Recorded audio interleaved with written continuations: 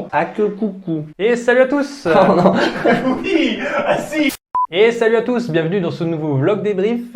Salut Sid. Et salut Ray. Alors aujourd'hui on parle d'un film, Les 7 de Chicago, écrit et réalisé par Aaron Sorkin. Son dernier film avant c'était Le Grand Jeu avec Jessica Chastain et Idris Elba. Et c'est notamment celui qui a scénarisé The Social Network, voilà, rien que ça. Avec notamment au casting Sacha Baron Cohen qu'on peut retrouver dans Borat. On a Eddie Redmayne qu'on peut retrouver dans Une folle histoire du temps. On a Joseph Gordon-Levitt. On a Aya Abdul-Mateen II, je suis désolé si je prononce mal son Bien nom. joué.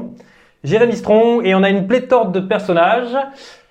L'histoire. Alors le scénario se concentre sur une émeute qui a eu lieu à Chicago et sur le procès qui concerne les 7 principaux instigateurs de cette émeute. On va suivre tout le procès et au fur et à mesure on va revenir sur les événements, pas forcément dans l'ordre chronologique. Et sur ce fond d'émeute en fait se trame tout un enjeu politique à l'époque, parce que ça se passe à l'époque de la guerre du Vietnam et c'était en fait une contestation contre tout ça. Au niveau de la temporalité, je crois que C'est entre Johnson et Nixon. Voilà, entre Johnson et Nixon, voilà. Alors qu'est-ce que t'en as pensé? Le film est bien. Genre, c'est un... Oui. Mais non, le film est bien. À suivre le procès, l'avancée du procès, les histoires des personnages. Donc au départ, c'est des mecs qui sont à droite à gauche, chacun influent dans leur petite association. Ils se retrouvent tous à manifester dans le même parc à Chicago et se retrouvent arrêtés. Donc ils se connaissent pas vraiment au départ, mais à travers le film, ils vont apprendre à tisser des liens entre eux, à beaucoup parler, à échanger, pour au final qu'on s'aperçoive qu'ils ont la même cause, le même but en soi. Donc on va suivre tout le procès, donc du point de vue des accusés, du point de vue de l'avocat de la défense, du point de vue aussi du procureur donc de l'accusation, qui est le FBI, genre les mecs de droite. Dans le procès ils sont à droite, donc c'est les mecs de droite. Et également comment l'écosystème qui gravite autour de ce procès qui a été important. Car il traite de sujets profonds, mais surtout il y a sur de fonds de polémique qu'on découvre tout au long du film. Oui, parce qu'on a oublié de le dire, mais c'est basé sur une histoire vraie. Donc les événements du film se sont réellement passés. Il y a effectivement eu une émeute de Chicago. D'ailleurs, le film, à certains moments, utilise des images d'archives. Ouais. De mon côté, j'ai adoré ce film. Et autant je pouvais dire la dernière fois que Elona Holmes, c'est le pire de ce que j'ai pu voir cette année avec Les Nouveaux Mutants. Autant là, cette fois, je vais le dire, c'est ce que j'ai probablement vu de mieux cette année. Alors bon, c'est un film procès sur des avocats, donc ça me parle. Comme par hasard, il aime ça. Mais c'est aussi un film avec genre des dialogues bien écrits, je trouve, des mises en scène intelligentes, parce que ça aurait pu très vite tomber dans il y a des bons dialogues, mais c'est tout. Mais je trouve qu'il y a de véritables bonnes idées de mise en scène, il y a des transitions qui sont vraiment intelligentes. La narration, elle passe d'un personnage à un autre, c'est totalement fluide et c'est logique que ça change de personnage. Ouais. Et en fait, ça parle beaucoup dans ce film, mais je m'en rends pas compte. Enfin, je me suis fait ce constat après coup que, ouais, en fait, il y a pas énormément, enfin, il y a quasiment pas d'action, c'est un film de procès. Non. C'est beaucoup des personnages qui parlent, mais c'est tellement fluide. Les dialogues sont bien écrits et surtout, je trouve que c'est vraiment bien mis en scène. Bon, c'est pas transcendant, mais vraiment, ça passe tout seul. C'est émouvant. Il y a des moments où la musique en fait des caisses, etc. Mais moi, j'étais client et je vous recommande donc vraiment beaucoup les 7 de Chicago.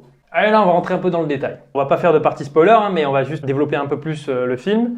Du coup, l'idée principale, c'est que, comme tu disais, ces 7 personnages-là allaient se retrouver au même endroit, même si à la base, ils étaient dans des associations différentes. Et en fait, ils vont tous être jugés dans le même procès, un peu pour association visant à justement provoquer une émeute. Ouais, ils seraient les instigateurs de cette émeute.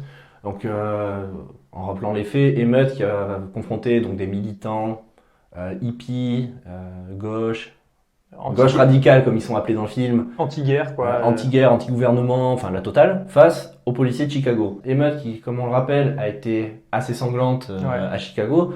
Donc il y a eu des morts, il y a eu des blessés. Pauvres petits policiers de Chicago qui n'ont pas lésiné sur les moyens pour matraquer tabasser du manifestant. Ils ont tabassé du manifestant. Oui, ils ont tabassé du manifestant. Ils ont eu raison déjà. Donc le film quand même relate de ça, qui a un événement qui a choqué. Donc en parallèle, ça se passe quasiment au même moment que mai 68 pour nous, petits Français. Donc c'est un peu la même thématique, genre c'est le moment des émeutes, des révolutions. Niveau action, on va dire c'est les seuls moments qu'il va y avoir. Genre tout le reste, ça va être le procès, comment ils vont réussir à parlementer dans ce procès. Ce procès qui est totalement politique. Bah, c'est dit dans le film. Alors, je sais, j'ai reproché à pas mal de films qui manquaient de subtilité. Et là, dans ce film, il n'y en a pas non plus. Vraiment, pour le coup, il y a vraiment les gentils d'un côté et les méchants de l'autre. Oh, clairement. Mais en fait, ça me plaît quand même parce que c'est des gens qui ont tout le système contre eux et qui vont quand même se serrer les coudes parce que ils ont un but ensemble. Non, parce qu'au final, eux se font accuser d'un truc et en fait, ils vont essayer de se servir de ce procès comme d'une tribune pour faire passer leur message. Tout comme ils se servaient au final de la protestation à la base pour faire passer leur message. Et d'un autre côté, le procureur et le gouvernement va essayer de justement les faire taire, les faire porter le chapeau pour tuer dans l'œuf en fait toute contestation de guerre du Vietnam, etc. Donc il y a une espèce d'enjeu, il y a un jeu de pouvoir, il y a de la manipulation, et tout ça sur fond de procès. Ça traite de pas mal de sujets. Hein. Il y a des Black Panthers, ça parle du Vietnam, ça parle justement du mouvement hippie. Donc voilà, c'est tous ces sujets-là, c'est pas non plus traité trop en profondeur, je trouve, mais ça aborde tout ça globalement. Il y a beaucoup de sujets, ça permet d'approcher un peu tous. Et au final, le mélange se marie bien. Les sept, ils veulent faire leur manif contre la guerre du Vietnam, contre en gros le gouvernement qui réquisitionne énormément de gens pour aller à cette guerre-là. Et au final, guerre qui n'apporte que des morts. Associé à ça, il y a le changement de pouvoir entre le président Johnson et le président Nixon. T'as le mouvement des Black Panthers. Au début du film, on montre des images de la mort de Luther King. Il cite pas mal de noms connus de ce mouvement-là en disant voilà, ils sont tous passés. Maintenant, c'est nous qui prenons la relève. Donc c'est vraiment un écosystème global. C'est pas centré que sur un seul truc et c'est plutôt plaisant. Ouais, c'est vrai que pour le coup, il faut avoir un peu de culture dans l'histoire américaine de cette époque-là pour comprendre quelques moments clés, je pense. Quand même, ils te le disent. Ils te disent pas mal. Ils abordent pas mal les choses. Non, il se passait ça, il se passait ça. Là, on est à cette telle époque. Donc ils restituent bien le contexte dans lequel le procès et le film se passent. Comme dans tout film de procès, il y a 2-3 retournements de situation. Moi, ça me fait toujours vibrer. En plus, voilà, le film, comme je disais tout à l'heure, il en fait des caisses. Quand il faut, il balance de la musique un peu, pas héroïque, mais voilà, la bonne musique qui accompagne l'émotion. Pour faire monter la tension. Alors, non, mais ça peut être un peu feignant, mais moi, en fait, je trouve que c'est un film qui est très efficace. Il révolutionne rien du tout, mais il dure 2 heures. Ça passe tout seul. Et puis, surtout, ce qui fonctionne, alors je sais pas jusqu'à quel point c'était la vérité, c'était la réalité, etc. Mais il y a un véritable antagoniste dans le film qui va être le juge. Et en fait, là où le procureur contre l'avocat, ça aurait pu vite tourner en rond, une histoire de point de vue, le juge va vraiment apporter un basculement vers gentil contre méchant. Et gentil qui ne peuvent rien faire contre méchant qui a tous les pouvoirs. C'est un immonde fils de pute, le juge. Les insultes pleuvent, mais putain, genre dès le début, tu te dis, ok, contexte de l'époque, les blagues sont très mal vues, et dans l'histoire, donc les 7 de Chicago, mais au procès, il y a un huitième larron qui débarque, qui est le chef des Black Panthers de l'époque, et qui en fait, lui, il est là, mais il est hors contexte aux émeutes. Et en fait, lui, il est en mode, écoutez, moi je suis là, je veux rentrer chez moi, j'ai rien fait, sauf que le juge, il le cible et il lui fout la misère tout au long du procès. Mais genre, il n'y a pas un moment où il le lâche. À chaque scène de procès, il prend tarif. Et t'es là, tu fais ah ouais, le juge, il est génial. Et après, toutes les décisions qu'il prend pour les autres accusés, genre, c'est l'apocalypse. T'as vraiment envie qu'il arrive du mal à ce juge. Mais oui. C'est fou, hein. T'as juste envie, c'est d'arriver face à lui, de le frapper et ils disent mais casse-toi, mettez un juge plus compétent. Ce qui fait que j'ai bien aimé ce film aussi, c'est que je trouve que même s'il parle de trucs qui se sont passés du coup il y a fort longtemps, actuellement je trouve que c'est intéressant et même important de voir ce genre de film où tu peux voir que dans un procès, même si à la base tu as une certaine idée de la justice, ça peut être vraiment tout l'inverse qui peut se produire. Ouais, et assez facilement, parce qu'en fait, ils ont des droits, à un moment on s'en fout complètement, et tout ça se passe devant les yeux de tout le monde, personne ne réagit, il se passe rien, tout le monde est dans une espèce de... Tu vois, il y a une gêne qui se passe, mais personne n'ouvre la voie. Bah ouais, mais en fait, c'est le juge, il fait à sa sauce. Pendant un moment, j'ai pensé qu'ils allaient faire une scène en mode, en fait, le juge, il a été acheté par quelqu'un, ou genre, le juge a obligation de faire ça. Non, il est en mode, c'est mon procès, je m'amuse, je fais de la merde, et personne me dit rien. Tout le long du film, ça se passe comme ça. Genre, c'est impressionnant. Et malheureusement, c'est que dans énormément de films américains, on a souvent des juges à la con. Les juges sont représentés en mode, je fais à ma sauce, et je prends pas en compte les droits ou toutes les preuves. Quand ils donnent des bons jugements, on n'en fait pas des films. Hein. Après voilà, il y a des moments dans le film qui sont révoltants et c'est totalement voulu.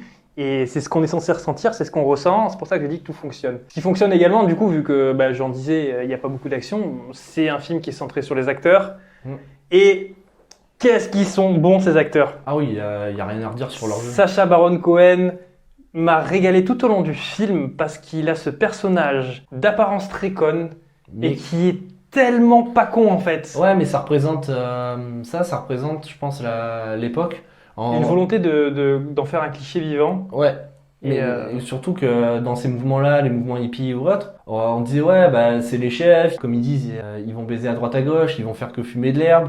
Personne les prenait au sérieux, mais en fait, derrière, c'est des gens hyper compétents, hyper sérieux. Et ils nous le fait bien retransmettre. C'est de la propagande pour essayer de décrédibiliser en fait les leaders de l'extrême gauche.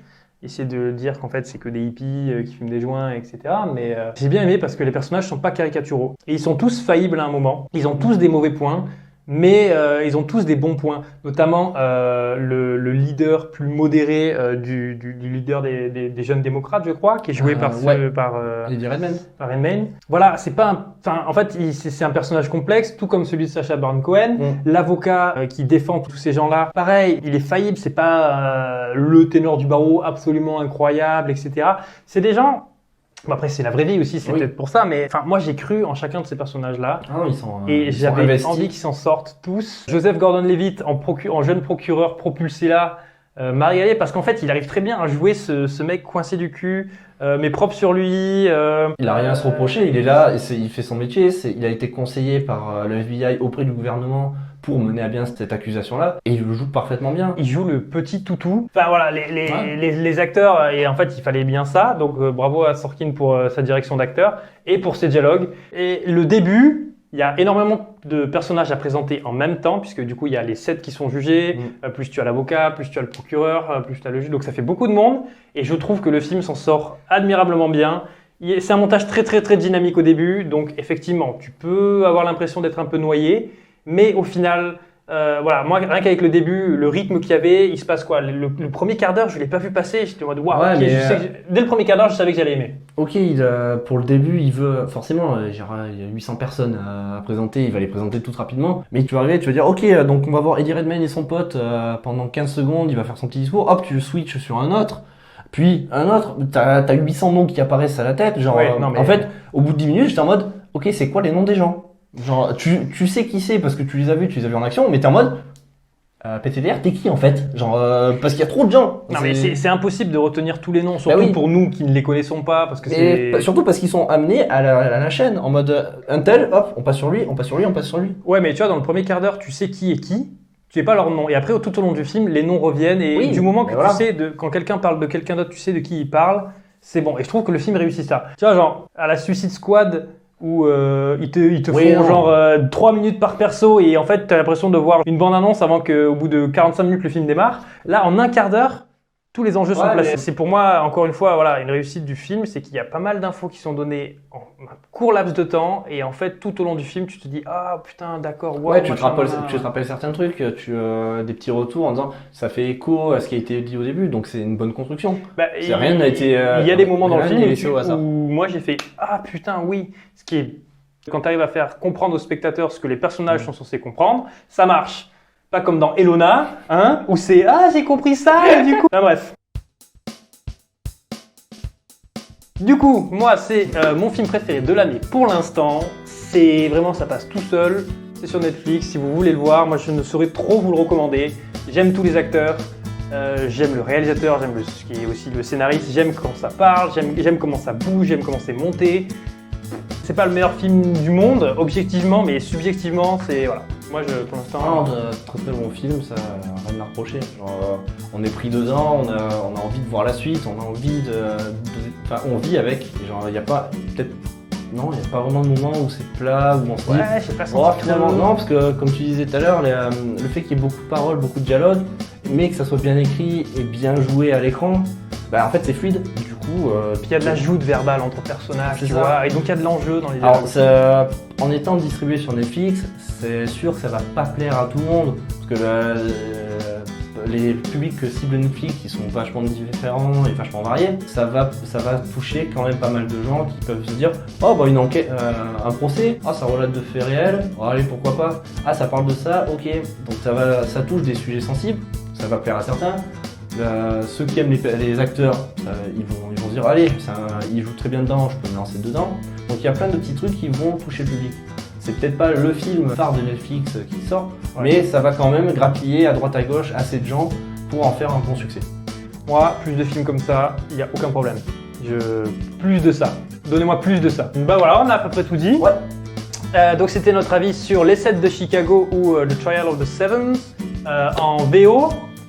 Je sais pas pourquoi je crie quand je dis VO. Donc si vous avez aimé d'autres films du genre, Avocat, etc., vous allez aimer celui-là, il n'y a pas de raison que vous n'aimez pas celui-là. Si vous voulez en parler dans les commentaires, n'hésitez pas, moi je serais heureux de parler de ce film, il n'y a aucun souci. Et puis ben, on se revoit pour une prochaine vidéo. D'ici là, ben, on se reverra quand on se reverra. Et salut à tous. Ciao. C'est mieux. Ah, c'est quand même mieux. Alors, on sait que c'est un film qui est important pour toi. Je gueule. On crie. Ah j'ai crie, j'ai trop envie d'en parler, là. En fait, on vous l'a pas encore dit, mais il est dispo sur Netflix, donc vous pouvez le voir facilement. Il suffit d'avoir un putain d'abonnement Netflix. Ah ouais, on dit putain maintenant dans nos vidéos quoi. Cette vidéo, j'insulte. C'est qu'il a dit qu'il insulte. Cette vidéo, j'insulte.